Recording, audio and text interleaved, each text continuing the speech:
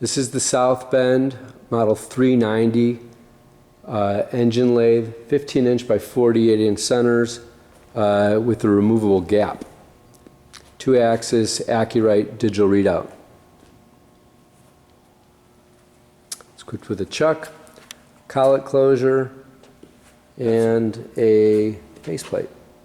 Yeah, the collar closer's hanging on the back over here, and the bracket for it is down below. It all mounts on the back end here, so. Yeah, the front end, there's part of the collar closer still on here. Faceplate down low.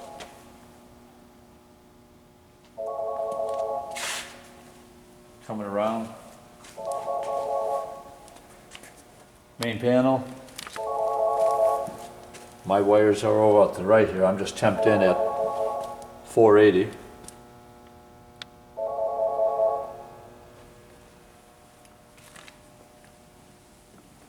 And yeah, that's about it on the back end. So come around the front, we'll play around with it a little bit. Again, the DRO's up there. You can kind of see that. In fact, I'll move that right now. You can just kind of see how this works. That's just me moving the cross slide. And here's Z-Ax. Works nice. I've got it set on 0, so again, you just zero it out right away, I think, or yeah, there, and then take off again. So that all works. Switch, of course, on the right-hand side here for the spindle. You can't see it, but it's just a toggle on-off. Works in conjunction with the foot treadle. If I just turn it on, like I'm going to do now, you might get a little oil here, but there you go. I can shut it off here, or I can shut it off with the treadle. When you brake with the treadle, of course the toggle switch is still in the up position, so you have to come away with it and then back on again. But it all works. That said, we're in that speed right now. There's the ranges right here. These are your feeds. These are also your feeds, all for different treading. This is feeds, of course, too. And this is how you pick treading versus standard feed, which I'm on right now. Just to show you briefly, the drive shaft is right now here. If I switch over to here, I think that would be the threading. There's my thread now. And Y is, I think, just a faster version of the threading rod. See how fast that goes? In fact, as long as I'm in there, I can engage the threading. I'll engage the half nut. There it goes. Or, like I said, we can slow it down to the next one. Right there, I think. And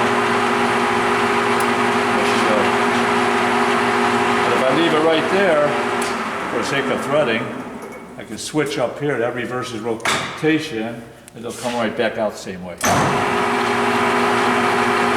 Test threading. As long as we're up here, let me get out of threading. Backlash, if you want to move in, it's minimal, not bad at all. You just see I'm even going just maybe 10-15 thousandths, that's not bad. That's the compound. Even though it doesn't matter on the X and Z because we have the readout, but just for the sake of seeing, it's moving now. And I'm not, yeah, like I said, 10-15 thousandths, it's not real bad. The rack and pinion for the saddle, same thing. That's pretty good. It's not bad wear and tear. And for that matter, if you get close on the ways here, I don't have a rag with me, but they're really in nice shape. If you look at the V and the flat back here, and I know there's not a lot of light, but right up to the gap there, on the gap bed, it's clean. So.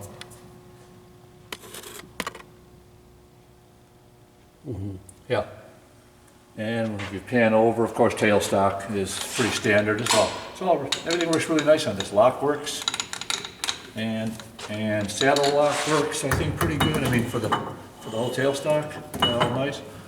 So that's all good. Like I said, there's the collet attachment. Coolant's down here as long as we're walking around here. That runs good. I don't need oil pouring out all over it. I think there's a little bit of oil in the pan.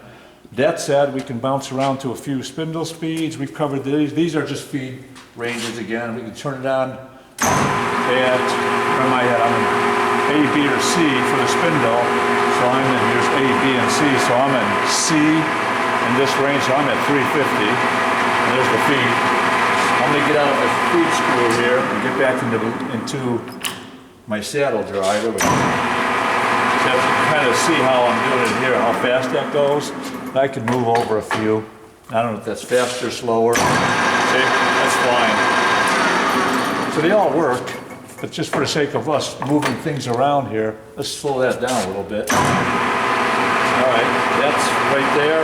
We'll hold off the spindle speed. Let's just do this right away. Here's our compound, cross slide feed, engagement, and longitudinal. All geared, of course, towards what I was just doing. So again, one more time, cross feed, and longitudinal. So that works nice. And of course, in reverse direction, same way we did before for the threading screw. So we'll leave that there. These likewise, I can shut it down. And this I can just maybe one other position here. That goes in there. This you won't really see. That's a little bit faster. So the whole feed box works good. And all we got left really on the whole machine then is spindle speeds. We can bounce around here a little bit. Let's go into low range here. The shifter works really nice. It's solid. I'm still in the C range, which is the highest range. There's 73s. I didn't even try to reverse it. Let's try reverse. See if that goes okay. I think it does. Yeah, there's reverse. At 73. Then we can try range, go up to B, 58. The thing just responds really well. And next one is 32 on A. There we go. That's the slowest. And we'll go up, we were at 350 already. Let's get up to a higher range. Let's go to this guy here.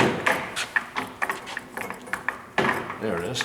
At 1470, that's pretty damn high. 1470 in B. We can do 1470. Let it fly.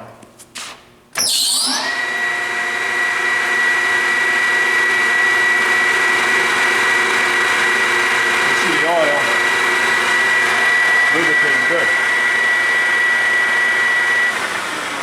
Belt seemed a little bit loose, but not too bad. Yeah, it's flat. Yeah, it's a little bit loose. And this is 1160. We're in B still. B, no, 925. Let's see what that does. Sounds nice.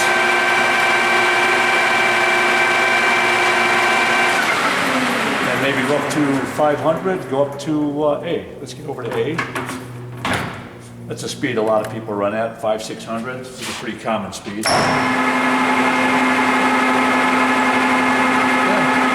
Maybe one more. We didn't do much over here. We'll go over to 280 on this range right here. 280 on B. Maybe the next one down slower right there. So yeah, it's a good running lathe.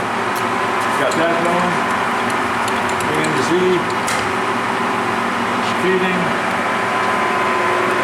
the clocking,